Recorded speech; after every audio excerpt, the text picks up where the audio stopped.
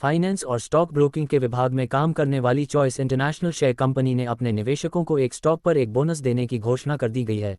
इस स्टॉक ने पिछले एक साल में 111% के शानदार रिटर्न प्राप्त करके दिए हैं। साथ में कंपनी ने तीसरी तिमाही के नतीजे भी पेश किए हैं। चॉइस इंटरनेशनल शेयर कंपनी के बारे में। कंपनी को एसके पटोडिया ने 1993 में ग्लोबल बिजनेस कंसल्टेंट के कामकाज से इसकी शुरुआत की गई थी। वर्तमान में कंपनी के बिजनेस के बात करें तो company equity assistant, insurance advisory, outsourcing, डेब्ट सिंडिकेशन जैसे काम का जो शामिल है। तो कंपनी के जो ऑफिस है मुंबई, दिल्ली, बेंगलुरु, कोलकाता, जयपुर के साथ अंतर्राष्ट्रीय स्तर पर हांगकांग में भी स्थित है।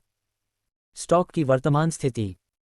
चॉइस इंटरनेशनल शेयर कंपनी का कुल मार्केट कैप 5,403.17 करोड़ का है। तो कंपनी की प्रमोटर्स की होल्डिंग 57.98% की दर्ज है। तो कंपनी का रोज 0.89% का, तो रोज 2.20% का दर्ज है। कंपनी के सेल्स ग्रोथ 14.84% के दर्ज है। रिटर्न की जानकारी। कंपनी के शॉर्ट टर्म और लॉन्ग टर्म के रिटर्न की जानकारी लेते हैं तो चॉइस इंटरनेशनल शेयर कंपनी ने पिछले 5 साल में 29% के रिटर्न, तो पिछले 3 साल में 53% के रिटर्न, तो पिछले 1 साल में 111% की रिटर्न, तो पिछले 6 महीने में कंपनी ने 46% के रिटर्न प्राप्त करके दिए हैं। क्वार्टर 3 के result.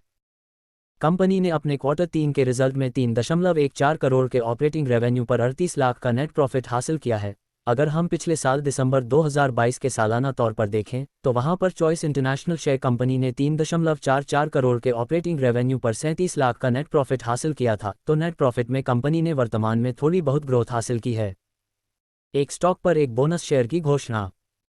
Choice international share company ने अपने निवेशकों को एक स्टॉक पर एक बोनस से देने की घोषणा की है और इसके एक्स डेट 20 फरवरी 2024 की रखी गई है। तो रिकॉर्ड डेट भी 20 फरवरी 2024 की है। कंपनी ने इससे पहले साल 2022 में एक स्टॉक पर एक बोनस शेयर देने की घोषणा की थी।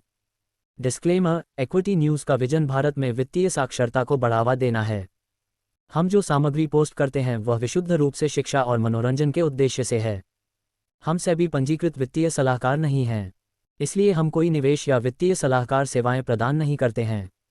आप अपने पैसे और अपने फैसलों के लिए पूरी तरह जिम्मेदार होंगे। कृपया अपने वित्तीय निवेश के लिए किसी सेबी पंजीकृत वित्तीय सलाहकार से परामर्श लें।